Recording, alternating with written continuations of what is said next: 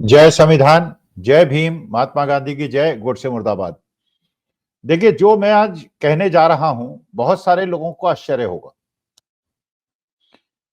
और लोग इसको मिस इंटरप्रेट न करें जो मैं कहने वाला हूं, लेकिन मैं कहकर जोखिम उठाऊंगा।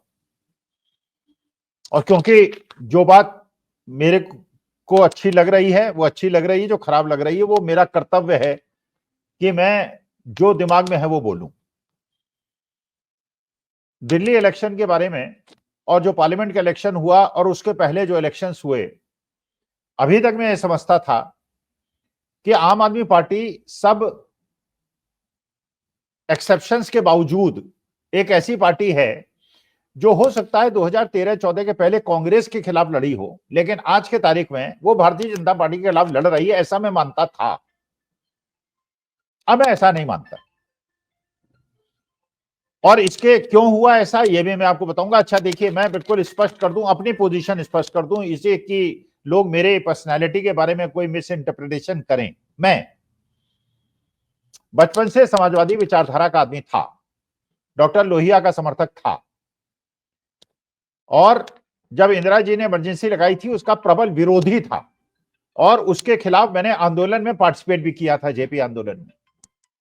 इसका मतलब मैं जो गांधीवादी, अहिंसात्मक, समतावादी समाज की संरचना है उसका समर्थक हूं। मैं किसी राजनीतिक दल का समर्थक नहीं हूं और मैं भारतीय जनता पार्टी का अटल जी के जमाने में समर्थक था।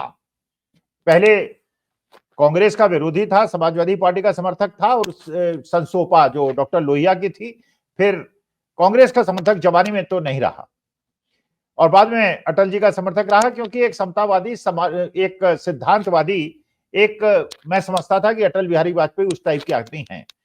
डॉक्टर मनमोहन सिंह का समर्थक में था, उनकी नीतियों का समर्थक था, उनकी ईमानदारी का समर्थक था।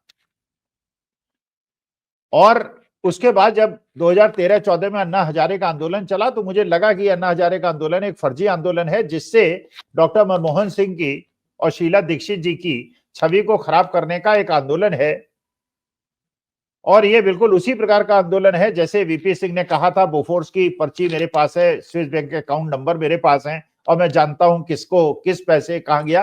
केवल इलेक्शन जीतने के लिए उन्होंने लोगों के साइकोलॉजी का, मनोभावना का दुरुपयोग किया था, दोहन किया था। लेकिन 2014 के बाद से जैसी सरकार चली, जैसे हमारे देश के हिंदू, मुसलमान, सिख, ईसाई मतैक्य को खत्म करके मतभेद पैदा किया गया, मैं उसका प्रबल विरोधी रहा। आप लोगों ने मेरे वीडियो भी सुने होंगे। आज तक मैंने कभी इस प्रकार के जो धार्मिक विद्वेष है उसका समर्थन नहीं किया, मैं प्रबल विरोधी रहा।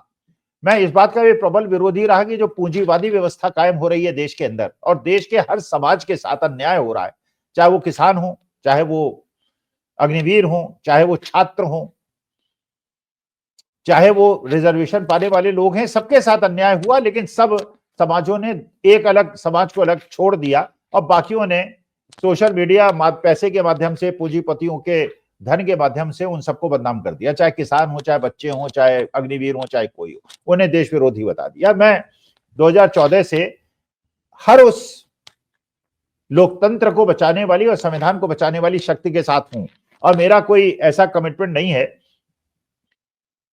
कि कांग्रेस के साथ हूं या आम आदमी पार्टी के साथ हूं या डीएमके के साथ हूं या टीएमसी के साथ हूं, बल्कि कई लोग मजाक भी करते हैं, स्वामी साहब आप हैं किसके साथ? मैं हर उस आदमी के साथ हूं जो संविधान और लोकतंत्र को खत्म करने वाली शक्तियों का विरोध कर रहा है, उसके मैं साथ हूं। अभी तक मैं समझ रहा था कि शायद गुजरात के अंदर जो आम आदमी पार्टी ने चुनाव लड़ा था वो हो सकता है मिसअंडरस्टैंडिंग हो और जिसकी वजह से कांग्रेस चुनाव हार गई थी। मुझे ये भी लगा था कि गोवा के अंदर आम आदमी पार्टी चुनाव लड़ी थी और कांग्रेस हार गई थी, वो मिसअंडरस्टैंडिंग हो सकती है, मिसकैलकुलेशन हो सकती है। हरियाणा के अंदर भी यही हुआ, वरना कांग्रेस की आज सरकार होती। फिर पार्लियामेंट इलेक्शन में आम आदमी पार्टी कांग्रेस मिलकर लड़े और सातों सीटें हार गए, क्योंकि आम आदमी पार्टी के कार्यकर्ताओं ने कांग्रेस कैंडिडेट का समर्थन नहीं किया और कांग्रेस के कार्यकर्ताओं ने आम आदमी पार्टी का समर्थन नहीं किया।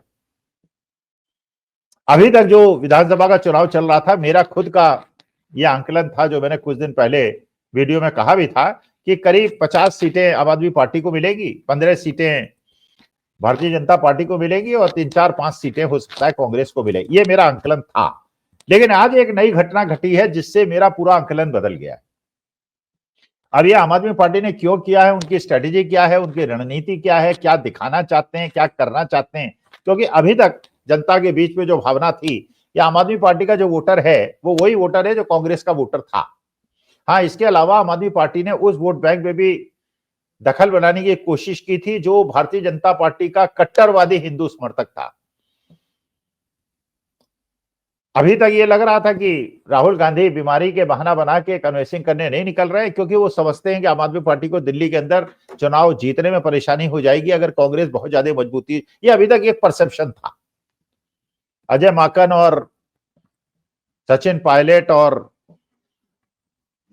ये लोग जो हैं, दीक्षित जी, ये लोग अपना कन्वेंसिंग कर रहे हैं, देवेंद्र यादव, लेकिन राहुल गांधी और प्रियंका गांधी बाहर थी। लेकिन आज एक जो पोस्टर निकला है, जिस पोस्टर के अंदर भारतीय जनता पार्टी के बड़े बड़े नेताओं के साथ 3 कांग्रेस के नेताओं का भी फोटो बेईमान लोगों की श्रेणी में आम आदमी पार्टी ने डाल दिया। अब ये क्या रणनीति है, क्या स्ट्रेटेजी है और इसका क्या परिणाम होने वाला है, ये वास्तविकता में मैं समझने में असमर्थ हूं। उसमें राहुल गांधी का नाम है, फोटो है, संदीप दीक्षित की फोटो है और अजय माकन की फोटो है और भारतीय जनता पार्टी के लोगों की फोटो है। और ये कहा गया कि अरविंद केजरीवाल एक कट्टर ईमानदार व्यक्ति है।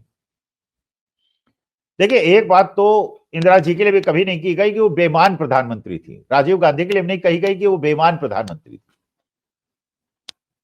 जवाहरलाल नेहरू जी के लिए भी नहीं कहा गया कि बेईमान प्रधानमंत्री थे। कहा वो अपना जीप कांड और राजीव गांधी के बारे में बोफोर्स कांड, लेकिन निकला कुछ नहीं।